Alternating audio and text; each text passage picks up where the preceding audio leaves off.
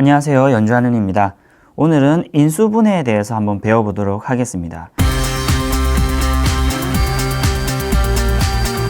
인수분해 굉장히 중요합니다. 인수분해 그 자체로도 중요하지만 더 중요한 이유는 뭐냐면 이 인수분해가 나중에 배우게 되는 2차 방정식의 풀이에 이 인수분해가 사용되기 때문이에요. 조금 더 엄밀하게 얘기하면 2차 방정식 뿐만 아니라 모든 방정식 풀이에 사실은 이게 필요합니다. 방정식 풀이에. 그래서 인수분해가 굉장히 중요하니까 오늘 인수분해에 대해서 조금 자세하게 좀 다루도록 할게요. 자, 먼저 인수가 뭐냐? 인수가 영어로 뭔지 압니까? 인수. 앞에서 한번 언급을 했었죠. 뭐죠? 그렇죠. 팩터라고 한다 그랬어요. 팩터가 무슨 말이냐면 요소, 요인, 혹은 뭐 수학적으로는 이제 인수라는 말도 쓰고요. 그 다음에 조금 더 이해하기 쉽게 얘기하면 부품이란 뜻도 있고, 그 다음에 또 어떤 뜻도 있냐면 약수라는 뜻도 있습니다. 약수. 자, 그래서 인수분해라는 말은 무슨 말이냐면은 팩터로 분해한다는 거죠. 요소, 요인. 그러니까 어떤 사건의 원인, 이런 것도 팩터예요, 다. 그래서 뭔가를 이루고 있는 무엇인가를 이제 팩터라고 얘기를 합니다. 그래서 인수분해라고 하면은 당연히 그 팩터로 나누는 거겠죠. 팩터로 분해하는 거겠죠. 이 분해를 이것을 영어로 뭐라고 하냐면은 팩터리제이션이라고 얘기해요. 그래서 인수분해는 영어로 팩터리제이션이라고 얘기합니다. 즉 팩터로 분해한다는 이런 뜻이죠. 자, 그러면은 제일 간단한 인수분해를 한번 볼게요. 이미 여러분들이 인수분해를 한번 했습니다. 인수분해를 한번 했어요. 어떤 인수분해였냐면 한번 예를 들어서 이런 거 한번 보죠. 예를 들면 이런 거예요. 만약에 6은 2 곱하기 3으로 분해가 가능하죠. 맞죠? 6이라는 숫자는 2하고 3의 곱으로 분해가 가능해요. 이때 우리가 이 2와 6을 뭐라고 하냐면 뭐라고 해요? 그렇죠. 약수라고 하잖아요. 약수. 그죠? 혹은 또 2 곱하기 3으로만 나누어지는 것이 아니라 또 어떻게도 나누어져요? 1 곱하기 6으로도 나누어지죠. 그때 이 1과 6도 뭐라고 얘기합니까? 약수라고 얘기하죠. 그래서 나눌 수 있는 거 다 나누고 난 다음에 요걸 이루고 있는 요소, 요인, 부품, 어떤 인수, 이걸 인수라고 얘기합니다. 이것을 2, 3, 1, 6 요런 걸 전부 다 뭐라 그러냐면은 약수라고 얘기하는데 엄밀하게 얘기하면 요놈이 인수인 거예요. 인수. 약수라고도 얘기하고 인수라고도 얘기합니다. 근데 우리는 보통 인수라고 얘기하지 않죠? 약수라고 보통 얘기하죠. 그래서 약수, 인수. 그래서 약수는 영어로 뭐냐면 디바이저입니다. 디바이저. 디바이저가 뭐냐면 디바이드가 뭐예요? 디바이드가 나누다는 뜻이죠. 그래서 이 디바이저의 뜻은 그것을 나누어 떨어지게 하는 어떤 수를 얘기하는 거죠. 그래서 우리는 약수라고 번역을 합니다. 그 다음에 인수라는 거는 아까 얘기했듯이 얘는 팩터죠. 맞죠? 팩터라고 얘기하는데 여기서 약수도 인수인 거예요. 왜냐하면 6도 2와 3으로 분해가 가능하죠.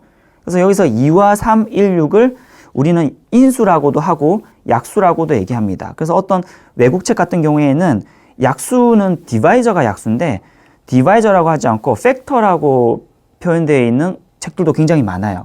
이 2와 3과 1과 6을 팩터라고 하는데 이걸 우리나라 책으로 번역할 때는 얘를 인수라고 번역을 안 하고 숫자일 경우에는 약수라고 번역을 하는 거예요. 그래서 영어로는 팩터라는 말을 쓰기도 하고 디바이저라는 말도 쓰기도 하는데 특히 숫자에 있어서 이렇게 분해하는 경우는 우리나라 책에는 다 약수라고 번역을 하죠. 인수라는 표현은 잘 안 쓰죠. 그죠? 그래서 인수라는 말 처음 들어봤죠. 그죠? 하지만 영어로는 팩터라는 표현을 자주 씁니다. 자, 근데 마침 나누어준 인수가 소수면, 소수인 인수로 나누면 그 분해를 뭐라고 하냐면 이걸 이제 소인수 분해라고 한다 그랬죠. 그래서 사실 이렇게 나눈 거는 소인수 분해죠. 근데 얘는 소인수 분해입니까? 아니죠. 1과 6은 소인수가 아니죠. 즉 1과 6은 소수가 아니죠. 소수인 인수가 아니기 때문에 얘는 소인수 분해라고 하지 않죠. 다만 얘는 뭐라고 하냐, 요 자체는 뭐라고 얘기할 수 있냐면 얘는 인수 분해라고 할 수 있는 거예요. 얘도 인수 분해예요. 얘도 인수로 분해했고 얘도 인수로 분해했죠. 다만 여기에 있는 인수들이 소수인 인수니까 그때 이렇게 한 것을 소인수 분해라고 얘기를 하는 거죠. 근데 우리가 할 거는 뭐냐면 식을 인수 분해할 거예요. 예를 들면 이런 거죠. 만약에 어떤 게 있을 수 있을까요? x제곱 마이너스 4x 플러스 3이라는 식이 있다고 칩시다. 이것도 요거랑 똑같은 거예요. 요 수랑 이 식이랑 똑같은 거예요. 근데 이 수는 이제 수로 인수분해한 거죠. 그럼 얘는 뭘로 인수분해하겠어요? 그렇죠. 식으로 인수분해하겠죠. 식으로 인수분해하면 어떻게 되냐면 이렇게 됩니다. 일단은 이런 식으로 똑같이 얘도 곱하기로 분해했죠. 얘도 마찬가지로 곱하기로 분해. 여기 곱하기가 생략되어 있는 거죠. 어떻게 될 거냐면 일단은 결론은 이렇습니다. x 마이너스 3, x 마이너스 1 이렇게 하면 되겠죠. 이거 어떻게 이렇게 빨리 하나요?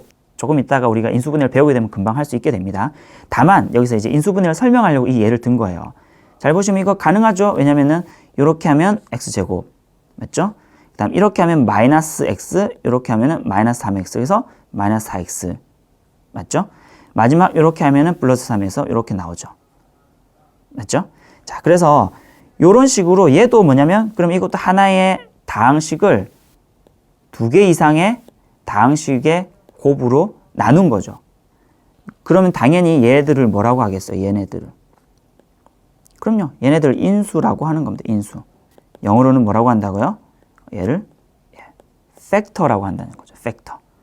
그리고 이렇게 나누는 요 과정을 우리는 뭐라고 하냐면은 인수 분해라고 얘기를 하는 거죠. 그래서 이쪽에서 이쪽으로 가는 거를 인수 분해라고 합니다. 영어로는 팩터리제이션이라고 얘기하는 거죠. 근데 자세히 보니까 여러분들 이쪽에서 이쪽 가는 거 어디서 많이 보지 않았나요? 그죠? 우리가 저번 시간에 했던 분배 법칙이 이거잖아요. 요 끝에서 일로 가고 이렇게 해서 이렇게 해서 이렇게 해서 가는 게 여기서 일로 가는 걸 우리는 뭐라고 불러요? 그러면 얘를 우리는 전개라고 부릅니다. 그래서 우리가 식을 전개한 것을 반대로 한 게 인수분해가 되는 거예요. 아시겠죠? 그러니까 요 모양이 똑같습니다. 보시면 인수분해가 두 가지 형태의 인수분해가 있는데 한 가지는 수를 인수분해한 것이 있다. 그때 있는 요소들을 우리는 뭐라고 한다? 팩터라고 한다. 마찬가지로 식에서도 요거와 요걸로 곱하기로 분해한 것을 요 각각을 팩터라고 한다. 다만 이게 만약에 수일 경우에는 수에서의 팩터를 우리는 특별히 뭐라고 한다? 약수라고 한다. 디바이저라고 한다. 식에서는 그냥 뭐라고 한다? 이걸 팩터라고 두시면 됩니다. 그래서 둘 다 팩터로 분해를 한 게 되는 것이죠. 이게 인수분해의 가장 기본적인 내용입니다. 자, 그러면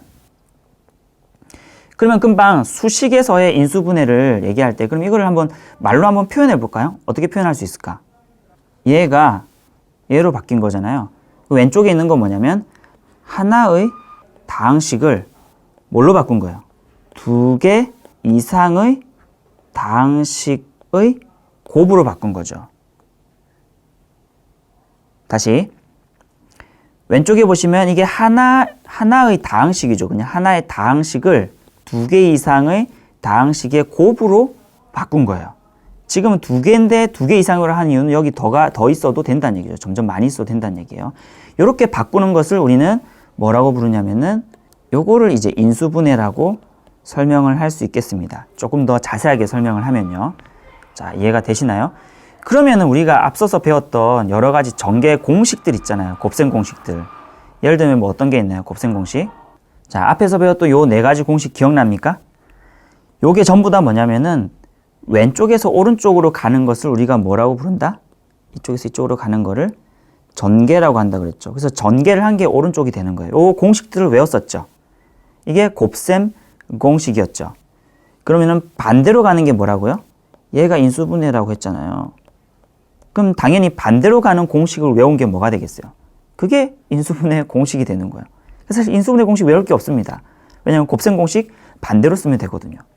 자, 됐나요? 그럼 인수분해에 대한 전반적인 내용들은 다 배우게 된 것입니다. 자, 이해가 되시나요? 자, 인수분해 다시 한번 정리하겠습니다. 자, 인수분해라고 하는 그 말대로 분해하는 거라 그랬습니다. 인수로 분해하는 거라 그랬어요. 즉, 팩터로 분해하는 거라 그랬습니다. 수에서도 팩터로 분해할 수 있고요. 식에서도 팩터로 분해할 수 있습니다. 특별히 수에서의 이 팩터, 인수를 우리는 특별히 뭐라고 부르냐면 약수라고 특별히 부른다 그랬고요. 특별히 이 약수가, 즉 요 인수가, 요 팩터가 소수인 경우에는 이거를 소인수분해라고 한다고 했습니다. 수식에 있어서도 동일하게 인수로 분해가 가능하고요. 그랬을 때 요 각각의 요 곱하기로 연결되는 요 다항식을 각각을 우리는 팩터라고 얘기를 합니다. 자, 그랬을 때 인수분해를 우리는 어떻게 정의할 수 있냐? 하나의 다항식을 두 개 이상의 다항식 곱으로 바꾸는 것을 우리는 뭐라고 한다? 인수분해라고 한다라고 얘기했어요. 그래서 앞으로 인수분해를 물어보시면 요 말을 할 수 있어야 되겠죠. 그리고 인수분해는 뭐의 역이다? 전개의 역이다. 그래서 우리가 곱셈 공식을 외웠는데 그거 반대로 외운 것이 뭐다? 인수분해 공식이다. 요것만 이해하시면 되겠습니다. 그럼 인수분해에서 전반적인 얘기는 끝이 났어요. 이해가 되시죠? 예, 다음 시간에 그럼 인수분해에 대해서 조금 더 구체적으로 들어가 보도록 하겠습니다. 이상 마치겠습니다. 끝!